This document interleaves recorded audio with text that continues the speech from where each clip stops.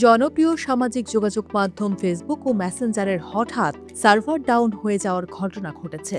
অনেকের Facebook ID এবং Messenger স্বয়ংক্রিয়ভাবে লগ আউট হয়ে গেছে। কেন বা কী কারণে এমনটা হলো তা এখনও জানা যায়নি।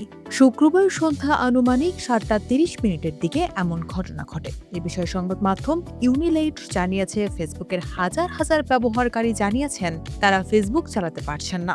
Outage tracking site first down Bangladesh সময় শুক্রবার রাত প্রায় 8টার দিকে জানায়, গত 24 ঘন্টায় 5,700 ব্যবহারকারী রিপোর্ট করেছেন তাদের ফেসবুক চালাতে সমস্যা হচ্ছে।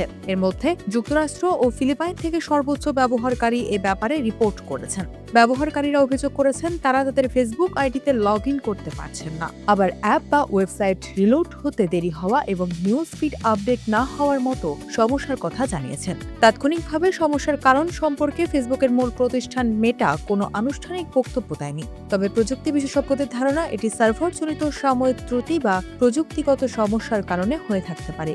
এদিকে সাময়িক এই বিভ্রাটের ফলে সামাজিক মাধ্যম ব্যবহারকারীদের মধ্যে বিভ্রান্তি দেখা দিয়েছে। হঠাৎ করে ফেসবুক কেন ডাউন হয়? বিশেষজ্ঞদের মতে, ফেসবুক বা মেটার মতো বড় প্ল্যাটফর্মগুলো হঠাৎ ডাউন হওয়ার মূল কারণ হলো এর পেছনের জটিল ও প্রযুক্তিগত ব্যবস্থা, যেখানে ছোট একটি ভুলও বড় বিপর্যয় ঘটাতে পারে। চলুন জেনে নেই এর প্রধান কারণগুলো কি হতে পারে। যেমন রাস্তা ও ঠিকানার ভুল। ইন্টারনেট দুনিয়ায় ডিএনএস হলো ফোনবুক আর বিজিপি হলো রাস্তা দেখানোর ম্যাপ। মেটার প্রকৌশলীরা ভুল কোড বা কনফিগারেশন আপডেট করলে ইন্টারনেট ফেসবুকের সার্ভার খুঁজে পায় না। 2021 সালের বড় বিপর্যয়টি এ কারণেই হয়েছিল। ভুল সফটওয়্যার আপডেট। ফেসবুক প্রতিনিয়ত নতুন ফিচার বা কোড যোগ করে। কোনো ত্রুটিপূর্ণ কোড মূল সার্ভারে চলে গেলে তা চেইনের মতো পুরো সিস্টেমকে অচল করে দেয়, যাকে ক্যাসকেডিং ফেইলিওর বলে। সার্ভার ও ডেটা সেন্টার ক্র্যাশ।